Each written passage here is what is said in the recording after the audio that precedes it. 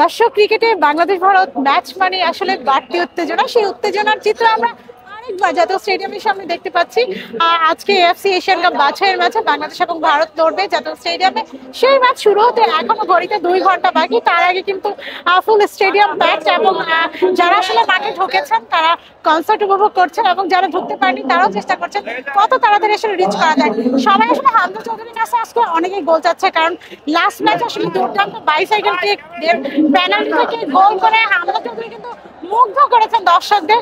সেই ধারটা মানুষ এখানেও চাচ্ছে, বাংলাদেশের দর্শকরা আবারও চাচ্ছে যে আজকে হামজা চৌধুরী গোল করবেন। তারা আসলে আমরা জানি ভারতের বিপক্ষে আমাদের জয় নেই এবং ভারতের বিপক্ষে আগে হামজা ছিলেন না এবং এখন হামজা আছেন, এবং সেই বিশ্বাসে ভারতের সেই যেই বন্ধত্ব ভারতের বিপক্ষে সেই বাধাটা আজকে বাংলাদেশ পার করবে বলেই বিশ্বাস করেন ভক্তরা, এবং সেই বিশ্বাসে জয় কতটা মাঠে আসলে জামাল ভুঁইয়া সমিশ্রমরা দিতে পারেন সেটাই আমরা দেখবো কিছুক্ষণ পরে।